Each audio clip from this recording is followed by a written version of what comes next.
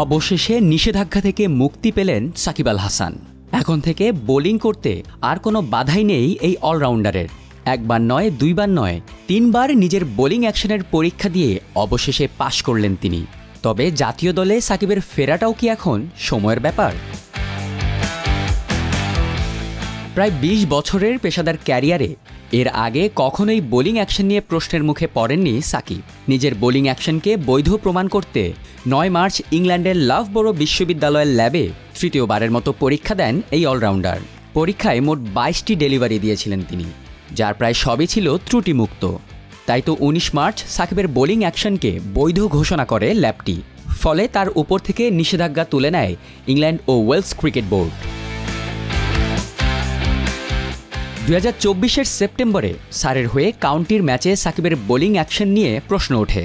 ডিসেম্বরে লাভবরো বিশ্ববিদ্যালয়ের ল্যাবে প্রথম পরীক্ষা দেন তিনি। সেখানে ব্যর্থ হওয়ায় তাকে সব ধরনের ক্রিকেটে বোলিং থেকে নিষিদ্ধ করে ইসিবি। অবৈধ বোলিং অ্যাকশনের জন্য আইসিসির নিয়মের 11.3 ধারা অনুযায়ী কোনো জাতীয় ক্রিকেট বোর্ড কাউকে বোলিংয়ের নিষেধাজ্ঞা দিলে আন্তর্জাতিক ক্রিকেট সহ বাকি সব জাতীয় বোর্ডের অধীনস্থ ঘরোয়া লিগেও সেই নিষেধাজ্ঞা বহাল রাখেন আইসিসি।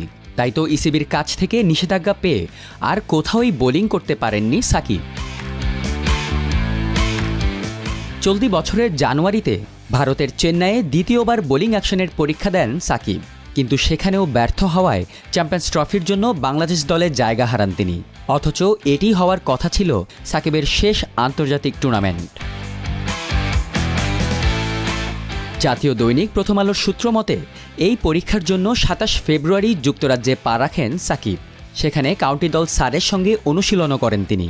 প্র্যাকটিস উইকেট থেকে শুরু করে বিশেষজ্ঞ কোচ, জিমনেশিয়াম সব লজিস্টিক সুবিধাই ক্লাবটি দিয়েছে সাকিবকে।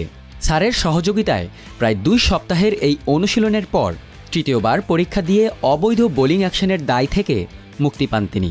ধারণা করা হচ্ছে এই সারের হয়েই খেলবেন সাকিব আল হাসান।